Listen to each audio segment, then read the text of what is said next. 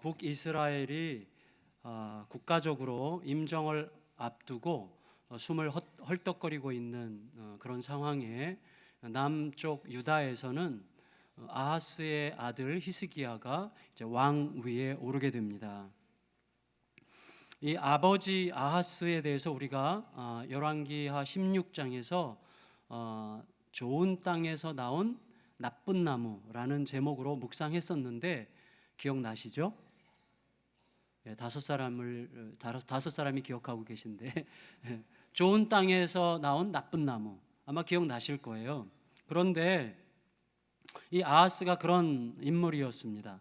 아하스는 어떻게 보면 현실 앞에서 이 믿음의 문제로 갈등하는 자기의 손조들을 대단히 무능하다 이렇게 평가했던 것 같아요. 그래서 자기는 아예 방향을 확고하게 정했는데 힘을 추구하고 힘을 숭배하는 현실주의자가 되기로 굳게 작정한 사람이었던 것 같습니다. 그에 따라서 하나님을 뒤로하고 당시의 군사적 최강국으로 부상하고 있었던 아수르를 자신의 주군으로 삼아서 아수르를 숭배하는 그런 정책을 이제 펼쳤고, 그리고 나서 북이스라엘과 이방 족속들의 우상 숭배를 흉내내면서 그렇게 살았습니다.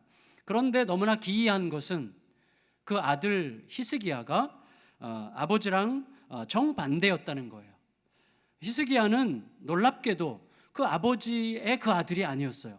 그 아버지에도 불구하고 그 아들이었는데 다윗에게 비견되는 왕이라고 평가를 받습니다. 아까 우리가 읽었지만 한 번 더 읽겠습니다. 3절 시작. 히스기야가 그의 조상 다윗의 모든 행위와 같이 여호와께서 보시기에 정직하게 행하여. 아주 굉장히 평가가 높죠. 그런 의미에서 아하스가 좋은 땅에서 나온 나쁜 나무라면 반대로 히스기야는 나쁜 땅에서 나온 좋은 나무, 이런 식으로 좀 단순화시켜서 우리가 한 머리에 두고 생각해 보면 좋겠습니다. 이 히스기야는요, 대다수 왕들이 불가능하다고 생각했던 두 마리 토끼를 잡으려고 했는데 다 잡았어요. 그 중에 하나가 민심에 관한 거였고 하나가 전통에 관한 것입니다. 민심과 관련되고 전통과 관련되면 굉장히 변화가 어려운 것이죠. 개혁을 위해서 민심을 거스린다든지 개혁을 위해서 전통을 깨뜨린다든지 하는 것은 대단히 쉽지 않은 문제입니다. 모든 지도자들은 민심을 두려워하게 마련입니다. 왜냐하면 두려워할 만하기 때문이죠. 민심이 얼마나 중요합니까? 민심에 의해서 많은 것들이 좌우되는데, 그렇지만 냉정하게 볼 때 역사적으로 민심이라고 하는 것은 자칫 과장된 소문이나 집단적 이기주의에 순식간에 휘둘리는 이전 현상이 상당히 많지 않습니까? 민심은 종종 근거가 불확실한 전통과 내적으로 강하게 결합하면서 깨뜨릴 수 없는 왜곡으로 표현되기도 합니다. 민심과 왜곡된 민심과 전통이라는 가치가 만나면 개혁이 거의 불가능하다 이렇게 할 수가 있겠어요. 그런데 히스기야는 민심의 상징이었던 산당을 제거했고 전통의 상징이었던 모세의 놋뱀을 부숴버렸습니다. 소위 역대급 개혁을 이제 감행한 건데요. 모세가 만든 놋뱀을 아주 경멸적으로 놋조각이라 이렇게 부름으로써 놋뱀을 이 신비한 영적 매개물로 여겼던 사람들을 경멸했어요. 그러면서 능력은 놋조각이 아니라 오직 하나님께만 속한 것이라 이것을 선언했습니다. 물론 히스기야가 이런 식으로 국가의 신앙개혁 운동을 펼칠 때 이게 결코 만만한 게 아니었겠죠. 굉장히 많은 저항에 부딪혔을 것입니다. 어떤 공동체를 가든지 기존에 어떤 질서가 형성되어 있고 구축되어 있고 그 안에 소위 민심이라는 것과 전통이라는 것이 아주 견고하게 결합되어서 그 공동체의 특성을 구성하고 있는 동안에 누군가가 어떤 옳음과 진리를 가지고 그 공동체를 개혁한다고 하는 것은요, 거의 불가능에 가깝다 이렇게 생각이 됩니다. 히스기야는 만만치 않은 저항에 부딪혔을 거예요. 특히 히스기야의 아버지 아하스가 장려했고 허락했던 이 문화, 산당 문화를 제거한다는 것은 쉽지 않았을 것입니다. 히스기야의 아버지 아하스가 배려해서 산당을 세우고 산당을 보존했던 자들, 또 산당을 지킴으로 이득을 보는 자들, 또 산당에서 제사 드렸다가 우연히 문제가 풀렸던 자들, 이런 사람들은 전부 다 산당에 대한 어떤 집착적 애정을 갖게 되고 산당을 국가적으로 부순다고 하는 것에 대한 저항감이 상당히 일어나게 될 수밖에 없는 것이죠. 또 모세의 놋뱀, 자, 이 모세의 놋뱀이 모세 때부터 지금까지 있었다는 것은 무슨 말이죠? 거기에 의미를 부여하고 정말 소중히 여기고 지켜온 사람들이 있었다는 것이죠. 놋뱀을 지켜온 사람들, 이런 사람들의 의식이 뭐겠어요? 놋뱀 잘못되면 국가도 잘못돼, 이런 식의 논리가 생겼을 가능성이 많은데, 그런 확신 속에 있는 자들, 그래서 여러분, 자기 확신과 현 상황을 유지하려고 하는 자들의 힘은 굉장히 세죠. 나로서는 너무나 분명하기 때문에 그 확신을 붙들고 있는 자, 그리고 그 확신에 따라서 유지되고 있는 현상을 지키려고 하는 힘은 엄청나게 셉니다. 그래서 그것을 바꾸려고 하는 자에 대한 저항이 얼마나 센지 북이스라엘에서는 그렇게 바꾸려고 하는 자들을 손쉽게 살해했어요. 심지어 그가 왕이라고 해도 왕도 죽일 수 있는 힘이에요.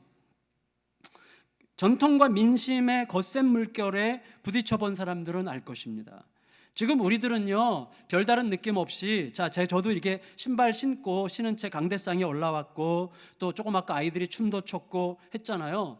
우리 중에 거부감 느끼는 분들은 아마 아무도 없겠죠. 그걸 꾹 누르고 예배를 드리고 계신 분 계시면 존경합니다. 진짜 성숙한 거예요, 그게. 왜냐하면 이렇게 변한 지 얼마 안 됐어요. 솔직히 강대상에 신발 신고 이렇게 올라오는 때가 얼마 안 됐습니다. 저희 어릴 때만 해도요, 신발 신고 올라오면 큰일 나는 거죠. 예배가 아닌 거예요. 그거는 불경한 거죠.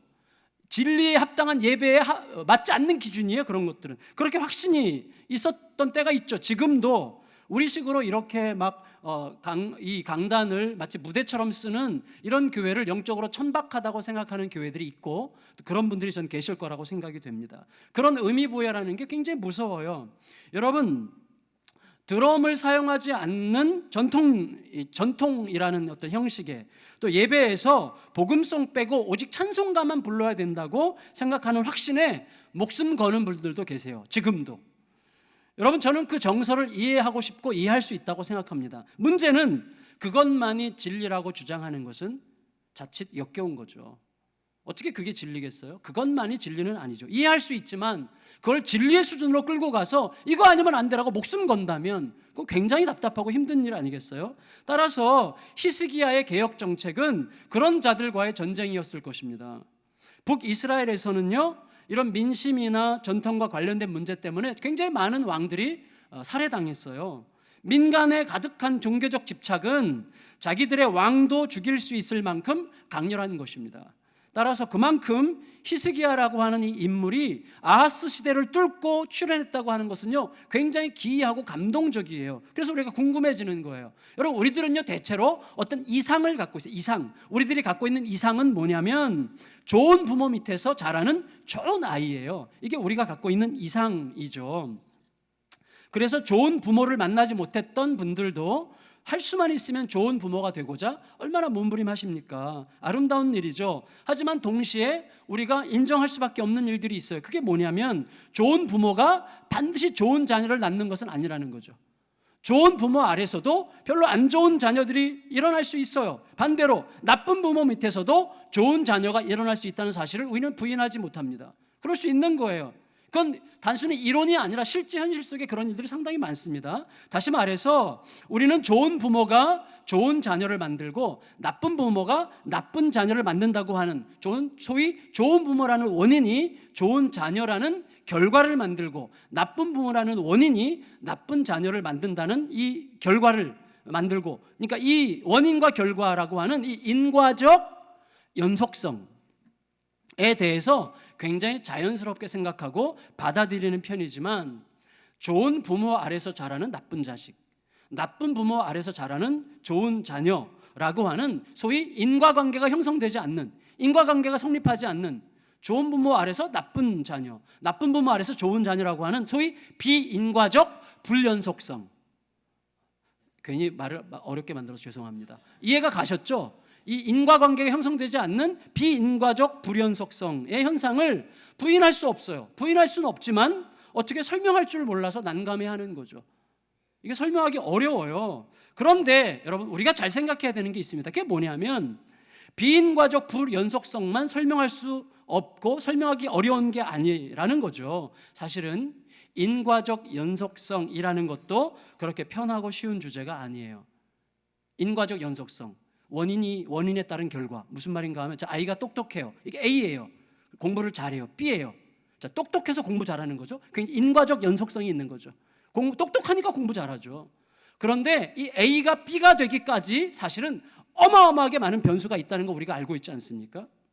실제로 A와 B 사이에, 똑똑하니까 공부 잘하는 이 사이에 사실은요, 치밀한 연속성이 있는 게 아니에요. 이 사이에 얼마나 많은 변수들이 있는지 우리가 알고 있습니다.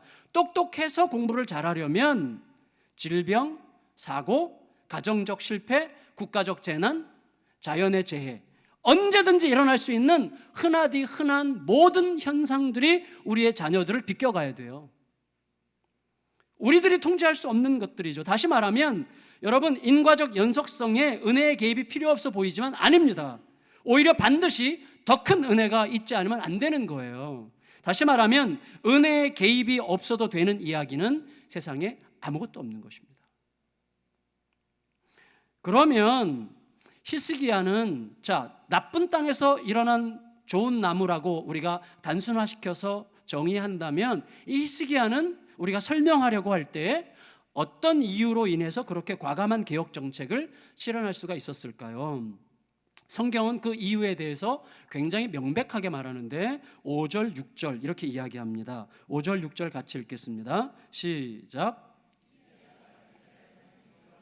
의지하였는데 그의 전후 유다 여러 왕들 중에 그러한 자가 없었으니 곧 그가 여호와께 연합하여 그에게서 떠나지 아니하고 여호와께서 모세에게 명령하신 계명을 지켰더라. 성도 여러분, 1차적으로 5절에 따르면 히스기야는 여호와를 의지했습니다. 의지했어요. 자, 의지했다는 말은 어떤 의미인가 하면 바타흐라는 단어인데 뭐 그 히브리어 중요하지 않아요. 의지했다는 단어의 그 뜻이 뭐냐면 신뢰하고 또 신뢰할 만한 사람이나 대상이 있는 것 때문에 행복감과 안도감을 느끼는 상태, 이게 의지하는 거예요. 의지하는 거. 그런데 이 의지라는 단어가 열왕기하 18장에서 굉장히 중요한데 전체 18장의 전체 내용을 이 의지라는 바타흐라는 단어가 채우고 있어요.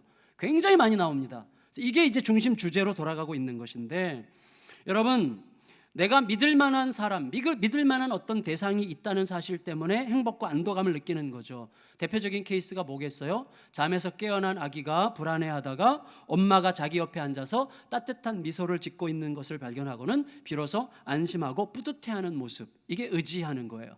히스기야는 하나님에게서 그런 안식과 편안함을 느꼈다는 거예요. 뭐가 있는 거죠, 그 안에. 더구나 히스기야는 하나님께 연합하고 떠나지 않았다고 그랬는데, 연합한다는 단어는 창세기 2장 24절에서 아담과 하와가 서로 합하여 한 몸이 됐다고 할 때 그 한 몸입니다. 하나가 됐다는 뜻이죠.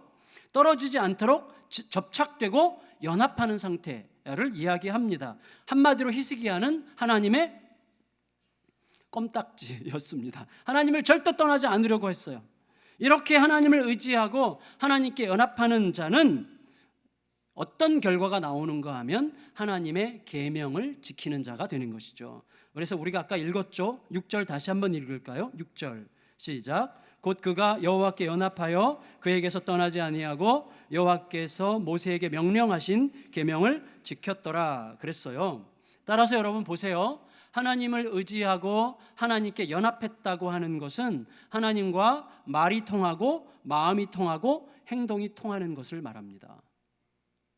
그냥 해보는 소리가 아니라 실제 하나님과 말이 통해야 되고 마음이 통해야 되고 행동이 통해야 되는 거예요. 그게 하나님을 의지하고 연합한다는 뜻입니다. 그렇다면 우리가 이렇게 추정할 수 있어요. 보세요.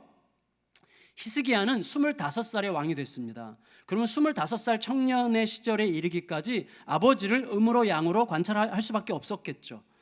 그런데 아버지는 어떤 캐릭터였어요? 힘을 추구하는 자였어요. 그래서 힘이 있다고 보여지는 것들은 예외 없이 병적으로 끌어다가 섬기는 자가 아버지 아하스였어요. 아버지는 힘에 목맨 사람, 힘, 권력, 돈, 이딴 것에 먼저 완전히 자기 인생을 바친 사람입니다. 그런 아버지였는데 동시에 히스기야의 눈으로 볼 때 그런 아버지의 모습이 결코 행복해 보이지 않았겠죠. 뭔가 늘 불안하고 아슬아슬한 모습이었고, 뭔가 좌충우돌하고 뭔가 혼란스럽고 뭔가 불안한 어떤 모습을 계속 아버지로부터 봤을 거예요. 히스기야는요, 어릴 때부터 우리나라로 치면 세종이나 정조 같은 인물입니다. 그래서 나중에 히스기야의 본문을 보면 히스기야의 주변에 포진해 있는 사람들은요, 정치가 세력가들이 아니에요. 서기관, 사관, 선지자예요. 그만큼 그들을 가까이 했던 사람입니다. 여러분, 주로 역사의 기록물을 관리하고, 그리고 나라의 어떤 나라에 있는 역사를 보존하는 사람들이고, 동시에 하나님의 계시를 전달하는 사람들과 굉장히 가까이 지냈어요. 나중에 보면 그게 두드러지게 드러나게 되는데, 특히 아버지 아하스 시대 때부터 왕실을 자주 드나들었던 선지자가 있는데, 그가 이사야였어요. 이 당시에 선지자가 이사야였는데, 이사야는 히스기야의 아버지 때부터 왕실을 드나들면서 그 히스기야의 아버지 아하스에게 계속 조언을 했어요. 근데 아하스가 안 들었죠. 그러나 히스기야는 아하스를 좋아했던 것 같아요. 어떻게 하는가 하면 다음 주 본문에 보면 엄청난 위기 속에서 이 히스기야 왕이 자문을 구하는 멘토가 이사야 선지자예요. 그래서 이런 분들과 가까이 했던 것이죠. 다시 말하면 히스기야는 여호와의 율법과 이스라엘의 역사로부터 많은 것을 배우고 생각하고 깨우쳤던 게 분명해요. 아버지로부터 가장 많은 영향을 받을 수 있었지만, 아버지로부터 듣기보다 사실은 역사와 하나님의 계시의 말씀으로부터 듣고자 했던 사람입니다. 그래서 그 어떤 것보다도 하나님을 의지하고 하나님께 연합하는 것이야말로 자신과 나라를 살릴 수 있는 유일한 길이라고 하는 사실을 확고하게 깨달았던 거죠. 그게 하나님의 은혜였어요. 그래서 이 히스기야를 보면서 우리가 적용하면서 좀 조심해야 될 게 있을 것 같습니다. 뭐냐면, 우리가 자칫 히스기야를 핑계로 해서 내가 잘 안 하거나 잘 못해도 내 자녀가 잘하면 된다고 생각하는 못난 부모들이 없기를 바랍니다. 우리가 더 잘했으면 더 좋았을 거예요. 반대로 내가 잘 되지 못한 모든 게 다 부모 탓이라 생각하는 못난 자녀들이 없기를 축원하옵나이다. 네. 여러분, 내가 더 바른 믿음 안에서 우리 자녀들 키웠으면 훨씬 더 온전한 자녀로 키웠을 수 있다고 생각하는 부모가 복된 부모죠. 또 부모 탓하지 않고 하나님을 참 부모로 의지하고 하나님과 연합하면 얼마든지 힘든 역경과 환경을 극복할 수 있을 거라고 생각하는 복된 자녀들이 되시기를 축복합니다. 이게 너무나 중요해요, 우리들에게. 여러분, 우리들의 인생에요, 승리의 시점이 옵니다. 승리의 시점. 복권이 당첨되는 시점이 아니고, 그리고 어떤 막혔던 문제가 풀리는 시점이 승리의 시점이 아니에요. 뭔가 성공했다는 게 승리의 시점이 아니에요. 인생 승리의 진정한 시점은 내가 추구하는 진정한 가치가 과연 무엇이었던가가 드러나는 순간이에요. 내가 추구해야 하는 가치가 무엇이었었느냐 하는 것, 그리고 그것이 역사의 주인이신 하나님의 진리를 얼마나 향하고 있느냐 하는 사실을 가능한 빨리 깨우쳐 알게 되는 시점이 인생 승리의 시점입니다. 인생은 그때부터 달라져요. 저는요, 정신없이 달려오다가 이 사실을 뒤늦게 하나님으로부터 깨닫게 돼서 진짜 감사한데, 여전히 부족하기 그지없지만 내가 추구할 여러분, 여기 다 나와 있는 것은 무슨 뜻이죠? 뭔가 추구하기 때문이죠. 가정의 평화를 추구하기 때문에, 아내로부터 잔소리 듣는 게 힘들어서, 여러분, 뭔가를 추구하기 때문에 여기 앉아 있는 거예요. 근데 정말 내가 추구하는 가치가 뭡니까? 하나님입니까? 현실적 안정입니까? 하나님입니까? 하나님을 매개로 한 어떤 내가 생각하는 수준의 행복과 복입니까? 내가 추구하는 게 진짜 뭔지를 정확하게 들여다보는 게 인생 승리의 시점이라니까요. 나는 과연 뭘 추구하고 있는지, 내가 추구했어야 됐던 것은 과연 무엇이었어야 되는지, 그리고 내가 추구하는 그것이 과연 역사의 주인이신 하나님의 진리를 얼마나 더 가깝게 향하고 있는 것인지를 정확하게 깨달아 아는 시점부터 인생의 승리가 시작되는 것입니다. 그게 예배의 특권이에요. 예배를 통해서 그것을 깨달아야 되는 것이죠. 그런데 그것이 놀랍게도 내 삶이 잘 나갈 때는요, 안 드러나요. 감춰져요. 사람이요, 정말 잘 나갈 때가 참 위험한데, 왜 위험한가 하면 이거예요. 어떤 분이요, 막 옳은 소리를 막 이렇게 해요. 어떤 목사님 막 옳은 소리 하고 막 큰 소리 빡빡 질러요. 듣기에 약간 기분이 나빠. 제 속에 저도 모르게 생각하는 게 있어요. 되게 유치해요. 뭐냐면, 교회도 저렇게 작으면서. 되게 유치하죠. 되게 유치해요. 진짜 그렇다니까요. 사람이 묘하게 그 사람이 굉장히 옳은 어떤 사람이 막 뭘 주장할 때 존경하는 마음도 들지만 뭔가 나랑 대립하는 것 같은 느낌이 들 때는요, 그 사람보다 더 잘난 나의 어떤 것을 생각함으로써 그 사람이 말하는 그것이 별로 그렇게 설득력이 없다고 생각하고 싶은 습관이 우리들에게 있는 거예요. 그게 우리들이에요. 저도 그래요. 그래서 그때마다 회개할 수밖에 없어요, 여러분. 그래서 사람이 성공적인 상황에서는요, 드러나는 대신에 감추어집니다. 드러나야만 할 것도 적당히 감추어져요. 그래서 잘 나갈 때는 그야말로 좋은 게 좋은 거예요. 반대로 위기 상황에서는요, 정말 내가 추구했던 가치가 뭐냐가 정확하게 드러나게 되어 있습니다. 내가 뭘 추구했던가. 따라서 여러분, 성공이 성공이 아니고 실패가 실패가 아닌 거죠. 고통스러운 실패는요, 누구에게나 슬프고 쓰리고 징그럽고 도망치고 싶고 눈 감아버리고 싶은 것들입니다. 그러나 그것이 내가 누구였는지, 내가 추구했던 가치와 추구했어야 되는 가치가 무엇이었는지를 드러내주는 한 그것은 위대한 축복이죠. 정말 위대한 축복입니다. 그걸 내가 마음으로부터 받아들일 수 있어야 되는 것이죠. 그때 그 고난은 나로 하여금 내가 본래 서 있어야 되는 자리가 어디였는지를 깨닫게 하고 그 자리로 가서 그 자리에서 다시 시작할 수 있게 해주는 힘입니다. 그게 능력이죠. 가장 아름다운 시간입니다. 그러나 위기와 고통 속에서 우리가 지나치게 현실적으로 조급하게 대응하거나 지나치게 영적으로 대응하면 정말 이상해질 수가 있어요. 지나치게 조급하게 현실적으로 대응하는 게 뭔지 금방 아시잖아요. 위기가 왔고 고통이 왔을 때 어떻게 하면 이 문제를 빨리 해결할 것인가를 막 좌충우돌하면서 뛰어다니는 거 우리가 다 아는 거죠. 지나치게 영적으로 대응한다는 것은 무슨 뜻입니까? 저는 종종 이런 위험성이 우리들에게 있다고 생각이 돼요. 예를 들어서 이런 거죠. 하나님께서 용서하라고 하셨어요. 그럼 용서하면 됩니다. 가서 용서하면 용서가 되는 거예요. 그게 하나님의 명령이에요. 그 약속이에요. 그런데 가서 용서하면 되는데 용서할 힘을 주시옵소서. 이 기도하면서 기도원 쫓아다니면서 10년 동안 기도하고 있어. 여러분, 이거 지나치게 영적인 것입니다. 공부를 잘하고 싶으면 책상 앞에 앉아서 공부하면 돼요. 어떻게 하면 공부 잘할 수 있을지를 묻기 위해서 영험한 은사자들을 찾아다닐 필요가 없어요. 그냥 공부하면 되는 거거든요.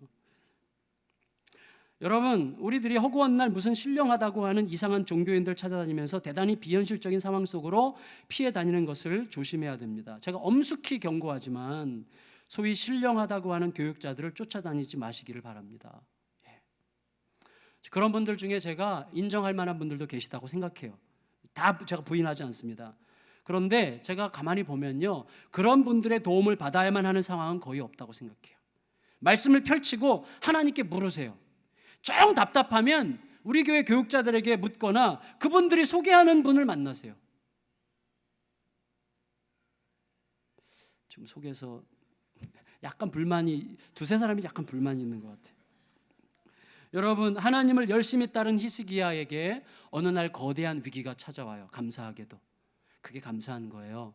자, 히스기야가 대대적인 종교 개혁을 했죠. 근데 그가 정말 추구했던 가치가 무엇이었던가를 들추어내는 위기가 그에게 닥쳤다는 게 위대한 것입니다. 그게 선물이었어요, 사실은 히스기야에게. 여러분, 히스기야가 15년 더 산 게 우리가 복이라고 늘 생각하잖아요. 사실은 그 15년 더 산 세월이 히스기야에게 화가 됐습니다. 우리가 잘 알아야 돼요. 히스기야 인생 전체를 통해서 가장 큰 위대한 시간은 지금 이 위기의 시간이었어요. 이 위기의 시간. 여러분, 지금 히스기야의 개혁 정책으로 국가가 방향이 분명해졌어요. 남유다의 방향이. 대내외적으로 소위 형통한 날들이 계속되는 중이었습니다. 7절 8절 읽겠습니다. 7절 8절 시작. 여호와께서 그와 함께 하심에 그가 어디로 가든지 형통하였더라. 저가 아수르 왕을 배반하고 섬기지 아니하였고 그가 블레셋 사람들을 쳐서 가사와 그 사방에 이르고 망대에서부터 견고한 성까지 이르렀더라. 여러분 보세요. 자, 이제부터 잘 들어보세요. 히스기야 왕이요, 왕 위에 오른 지 4년째 됐을 때 북이스라엘에 아수르가 쳐들어와서 히스기야가 왕 위에 오른 지 6년 차 될 때 완전히 아수르가 북이스라엘을 잡아먹었어요. 북이스라엘이 망했어요. 그런데 성경은 북이스라엘이 그렇게 망한 이유에 대하여 여호와의 말씀을 귀담아 듣지 않고 말씀과 율법에 순종하지 않았기 때문이라고 설명하고 있어요. 그렇다면 우리가 자연스럽게 예측할 수 있는 건 무슨 어떤 거죠? 히스기야는 북이스라엘과 달리 여호와의 말씀을 귀담아 들었고 말씀에 따라서 순종했기 때문에 아수르로부터 공격받는 일에 면제받은 거죠. 논리가 그렇게 되는 거예요. 북이스라엘이 아수르 때문에 망했는데 망한 이유는 여호와의 말씀을 듣지 않고 말씀을 거스렸기 때문이라고 얘기했는데 히스기야는 말씀을 귀담아 들었고 말씀대로 순종했기 때문에 남유다가 잘 보존돼야 되는 거죠. 그렇죠? 그런데 놀랍게도 아수르가 남유다도 공격한다니까요. 이 논리가 빨리 우리에게 형성돼야 됩니다. 우리 속에서. 13절 보세요. 13절 같이 읽겠습니다. 시작. 히스기야 왕 제14년에 아수르의 왕 산헤립이 올라와서 유다 모든 견고한 성읍들을 쳐서 점령하매 그랬어요. 보세요. 역사적 기록물들에 따르면 이때 아수르가 남유다를 공격할 생각이 원래는 없었대요. 원래는 이때 아수르가 완전히 국가적 정점을 찍었을 때예요. 아수르 다음에 그 지역을 정복한 나라가 바벨론인데 이때는 바벨론이 막 힘을 키워 나오고 있는 중이었기 때문에 아수르가 바벨론을 그냥 정복해버렸어요. 이때는. 그러니까 강력한 라이벌로 부상할 수 있었던 바벨론을 쳐서 복종시킨 때였기 때문에 아수르의 간땡이가 벗던 시기예요. 그러니까 너무나 자신만만해지니까 어떻게 했는가 하면 이제 구세력의 대표격인 애굽을 정복하기 위해서 가려고 하는데 애굽 바로 옆에 붙어있는 블레셋을 정복해서 블레셋의 힘을 이용해서 애굽을 치려고 했는데 그 타이밍에 히스기야가 블레셋을 먼저 공격한 거예요. 그러니까 남유다를 먼저 쳐서 정복한 다음에 그 힘으로 애굽을 정복하리라고 생각하고 지금 남유다를 공격했다는 것이죠. 그런 역사적 배경이 있는데 그렇다면 아까 제가 말씀드린 것처럼 인과적 연속성이라고 하는 우리들의 이상, A가 B의 결과를 낳는다고 하는 원인과 결과의 이런 흐름에 따르면 여호와의 말씀을 잘 듣고 여호와의 말씀에 잘 순종한 히스기야에게는요 아수르가 피해가야죠. 그렇게 열심히 하나님을 섬긴 히스기야에게도 하나님을 섬기지 않고 하나님을 외면했던 북이스라엘과 똑같이 아수르가 공격할 수 있는 것입니까? 그런데 성경은 그럴 수 있다고 그랬다고 이야기하고 있지 않습니까? 그래서 우리가 생각하는 인과적 연속성이라고 하는 이상에 따르면 아수르가 남유다를 공격하면 안 되는 거예요. 공격하려고 마음을 먹자마자 갑자기 아수르의 모든 군사들 발에 강력한 무좀이 돌아가지고 아무도 전쟁터에 못 나가게 된다든지 갑자기 어마무시한 모기떼가 습격해가지고 아수르 군사들을 전부 다 눈을 못 뜨게 눈탱이가 밤탱이가 되게 다 물고 막 이래가지고 드디어 남유다를 공격하려다가 돌아갔더라 뭐 이래야 돼야 되는 건데 공격이 오는 거예요. 공격도 이게 보통 공격이 아니라 우리가 성경을 읽어보면요 정말 히스기야와 남유다에게는 이런 수치가 없고 너무나 비참하고 비극적인 고통이 그들에게 오는 거예요. 도대체 왜 그렇습니까? 어찌 하나님을 의지하고 하나님과 연합하여 살아가는 히스기야와 남유다에도 동일한 재앙이 닥친 것입니까? 여러분 이미 우리가 알고 있어요. 결론을 미리 말씀드리자면 예수님의 말씀을 따라가는 길에도 풍랑이 있는 거죠. 어쩌면 예수님의 말씀을 따라갔기 때문에 풍랑을 만나는 것입니다. 그렇지 않아요? 제자들이 예수님의 말씀 따라서 안 갔고 우리는 피곤해요. 여기서 쉴래요. 그러면 풍랑 안 만나요. 근데 예수님 말씀 따라서 갔기 때문에 풍랑 만난 거예요. 어떤 삶의 어려움과 문제들이 사실 하나님과 순종과 불순종에 대한 인과적 결과라고 생각하는 이 우리의 머릿속에 들어있는 패러다임을 빨리 깨뜨려야 됩니다. 여러분 우리의 삶에 중요한 건 뭐냐면 이거예요. 풍랑을 만날 수 있어요. 순종적인 삶을 살아도 어려움을 만날 수 있고 질병에 걸릴 수 있고 사고 날 수 있어요. 중요한 건 뭐냐면 똑같은 고난이라도 똑같은 고난이 아니라는 거 우리가 알아야 되는 것이죠. 하나님 없는 자에게 고난은 괴롭히고 무너뜨리는 고난이지만 하나님을 의지하고 연합하는 자에게 고난은 그를 더 단단하게 빚어 세우고 그가 추구했던 가치가 진짜 무엇인가를 깨달아 알아서 그가 원래 있어야 될 자리로 가서 거기서부터 진짜 시작할 수 있게 하는 힘이죠. 그 고난이죠. 그 고난의 비밀을 우리가 깨달아 알 수 있게 되기를 축복합니다. 히스기야 역시 아수르의 공격이라는 고난 앞에서 1차적으로 선조들처럼 현실적 대응 방식을 따랐어요. 여러분 이게 사람이에요. 여러분 앞으로 제가 무슨 혹시라도 그러지 않기를 정말 간절히 바라지만 제가 혹시라도 중병에 걸리면 정 목사가 기도 안 하더니 설교 준비 제대로 안 하더니 저렇게 중병에 걸렸어, 이렇게 생각하지 않으시기를 축원하옵나이다. 근데 그때 제가요 굉장히 인간적으로 행동할 수도 있다는 사실을 염두에 둬주세요. 저도 모르게 히스기야가요 사실은 하나님을 열심히 섬겼어요. 하나님을 의지했고 하나님께 연합했어요. 그런데 아수르가 쳐들어와서 정말 어마어마한 위기 속에 거했어요. 그런데 히스기야도요 자기 믿음이 적었던 선조들과 똑같이 현실적 대응 방식을 취한다니까요. 14, 15, 16절입니다. 읽겠습니다. 14, 15, 16절 시작. 유다의 왕 히스기야가 라기스로 사람을 보내어 아수르 왕에게 이르되 내가 범죄하였나이다. 나를 떠나 돌아가소서. 왕이 내게 지으시는 것을 내가 당하리이다 하였더니 아수르 왕이 곧 은 300달란트와 금 30달란트를 정하여 유다 왕 히스기야에게 내게 한지라. 히스기야가 이에 여호와의 성전과 왕궁 곳간에 있는 은을 다 주었고 또 그때 유다 왕 히스기야가 여호와의 성전 문에 금과 자기가 모든 기둥에 입힌 금을 벗겨 모두 아수르 왕에게 주었더라. 여러분 보세요. 절 보세요. 히스기야가 지금 엄청 조급해요. 아수르가 협박하니까, 아수르가 너무 강한 나라니까 이게 당할 재간이 없는 거죠. 그러니까 너무 급하니까 그들이 요구하는 그대로, 그들이 일방적으로 요구하는 그대로 은과 금을 갖다 바치는데 너무나 수치스럽게도 예루살렘 성전의 기둥에 입혔던 금까지 다 벗겨가지고 너무 금이 모자라니까 그거까지 벗겨서 바치는 수치와 수모를 다 겪게 되는 것입니다. 그러나 그런 방식은 너무나 무기력해요. 역시나 아수르 왕은요 뇌물만 받아 잡수시고 2년 후에 다시 공격해요. 그게 17절이에요. 17절 읽겠습니다. 시작. 아수르 왕이 다르단과 랍사리스와 랍사게로 하여금 대군을 거느리고 라기스에서부터 예루살렘으로 가서 히스기야 왕을 치게 하매 그들이 예루살렘으로 올라가니라. 그들이 올라가서 윗못 수도 곧 세탁자의 밭에 있는 큰 길에 이르러 서니라. 여러분 잘 들으세요. 세상은요 그렇게 하지 않으면 잡아먹을 것처럼 요구해요. 그러나 결국 그들이 요구한 것을 다 들어준다고 해도 또다시 잡아먹으려고 달려들게 될 것입니다. 다시 말하면 세상이 요구하는 것을 만족시켜 줌으로 세상을 달랠 수는 없어요. 우리의 욕망이라고 하는 것, 세상에 속한 것, 요한일서에 분명히 얘기했잖아요. 세상에 속한 것, 육체의 정욕, 안목의 정욕, 이생의 자랑 다 채워줘 보세요. 요구하는 대로 다 충족시켜줘 보세요. 만족합니까? 달래지지 않습니다. 끝없는 욕망이죠. 그리고 결국 우리가 갖다 바치면 바칠수록 내 영혼만 점점 더 피폐해지고 황폐해지는 것입니다. 따라서 세상의 요구가 아무리 거세게 밀고 들어와도 쥐일 것 같이 목을 죄어와도 꿈쩍도 하지 않고 하나님께 여쭐 수 있는 힘을 키워야 돼요. 우리의 과제는 하나님으로부터 듣는 힘을 키우는 것입니다.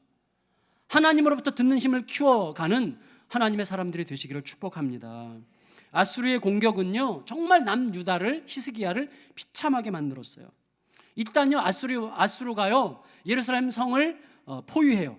그리고 예루살렘 백성들에게 반란을 일으켜 히스기야를 반역하도록 그들에게 지금 대변인 랍사게라는 대변인을 내세워서 그들에게 연설하는데, 중요한 건 뭐냐면요 모든 이스라엘 백성들이 알아들을 수 있도록 이스라엘 백성들의 언어인 히브리어로 말을 해요. 그 당시에 국제 공용어는 아람어였는데 이스라엘 백성들 들으라고 백성들의 일상 언어인 히브리어로 연설을 해요. 그래서 그들이 수치를 느끼고 고통을 느껴서 히스기야 왕을 더 이상 의지하지 못하도록 말하는데요, 이 랍사게, 아수르의 대변인 랍사게의 말이 19절부터 35절까지 17절에 걸쳐서 있는데, 중요한 건 뭐냐면 너무나 기가 막히게 남유다 백성들의 사회적, 심리적, 종교적 그 속성을 꿰뚫고 말한다는 거예요. 기가 막히게 알아요. 어떻게 어디를 치면 어떻게 움직일 수 있을지를요 너무나 꿰뚫고 있어요. 그리고 백성들의 마음을 막 요동케 하는 것입니다. 그리고 랍사게가 하는 말의 핵심 주제는 역시나 아까 말씀드렸던 의지예요. 의지. 누구를 의지하느냐, 이게 그의 연설의 주제예요. 누구를 의지하느냐.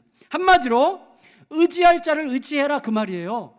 이 아수르의 대변인 랍사게가 하는 말이 너희들 한물간 애굽 의지하지 말고 근거 없는 약속을 남발하는 히스기야 왕도 의지하지 말고 어떻게 할 능력도 없는 여호와도 의지하지 말고 오직 아수르를 의지해라. 그렇게 지금 공격하고 있습니다. 정확하게요, 우리를 향한 세상의 도발과 똑같아요. 세상은요, 우리의 갈팡질팡하는 마음을 정확하게 꿰뚫어 보면서 말합니다. 야, 눈이 있으면 좀 봐. 눈이 있으면 눈 좀 똑똑히 뜨고 봐. 생각이 있으면 현실을 좀 제대로 판단해. 모든 것을 쥐고 흔드는 우리의 거센 힘과 너희의 현재 초라한 몰골을 좀 비교해봐. 도대체 누가 능력자냐? 니네 여호와는 지금 뭐 하고 있어? 이런 식의 논리거든요, 지금. 여러분, 이런 식이에요. 실제로요, 이 당시 고대 사회에서 말을 타고 다니면서 활을 쏘는, 소위 활 쏘는 기마 부대를 거느린 최초의 부대가 아수르 부대였다고 알려져 있습니다. 보병끼리 싸우는 시대에 최초로 전차 부대를 보유한 군대가 아수르 군대였고 그 힘으로 중원을 평정했어요. 그러므로 아수르를 당할 군대가 없었고 그런 의미에서 아수르 왕의 말은 대단히 현실적인 설득력이 있었습니다. 그들은 히스기야를 경멸하면서 계속 도발했어요. 하나님만 의지하자고 무책임하게 주절거리는 너에게 과연 나 아수르를 당할 힘이 있느냐? 너가 지금까지 펼쳐왔던 종교개혁이라고 하는 것이 도대체 무슨 의미가 있는 거냐? 기마병 하나 없는 주제에 어떻게 버티겠는가? 항복해! 너가 나에게 저항하면 고른 배를 움켜쥐고 자신의 배설물을 먹고 마셔야 되겠지만 나에게 투항하고 항복하면 내가 너를 잘 먹고 잘 살게 해주겠다. 여호와가 줄 수 있는 것을 내가 줄 수 있고 심지어 여호와가 못 주는 것도 나는 줄 수 있다. 여러분, 제가 만든 말이 아니라요, 나중에 집에 가서 19절부터 35절을 읽어보면 다 그 내용이에요. 그 내용을 제가 요약한 거예요. 대부분이 안 읽어보실 것 같은 눈빛인데 그래도 읽어보세요. 여러분, 세상이 연약한 성도들의 귀에 속삭이는 미혹 전략의 전형적인 컨텐츠예요. 이게 결국 살 길은 여호와 의지하는 그 싸구려 감상적인 생각, 너희의 마음과 너희 연약함을 투사해서 만든 어떤 이미지, 그렇게 추상적이고 무기력하고 현실성이 없는 그런 이미지에 기대지 말고 여호와 그따위 의지하지 말고 아수르를 의지하고 아수르와 연합해라. 그것만이 너희가 살 길이다. 이런 식으로 회유하고 있는 것이 아수르의 소리였고 그것이 오늘 우리들을 향한 세상의 소리라고 할 수가 있겠어요. 그러나 여러분, 세상이 아무리 합당해 보이는 이유로 설득력 있게 아무리 크게 소리 질러도 진실은 오직 하나님의 말씀에 있다고 하는 사실을 잊지 마시기를 축복합니다. 그렇게 크게 외쳤고 그렇게 기세등등했던 아수르는 그 이후로 얼마 못 가서 지구상에서 사라져요. 여호와의 말씀은 지금도 온 땅에서 역사하는 창조의 능력이고 인생을 바꾸는 하나님의 힘입니다. 여러분, 잊지 마세요. 절대 잊지 마세요. 당장 눈에 보이는 어떤 것 때문에 좌충우돌하지 마시기를 축복합니다. 여러분, 길이 보이지 않는 이 비참한 현실 한가운데서 히스기야가 어떻게 했습니까? 36절 37절 읽고 마치겠습니다. 36절 37절 시작. 그러나 백성이 잠잠하고 한마디도 그에게 대답하지 아니하니 이는 왕이 명령하여 대답하지 말라 하였음이라.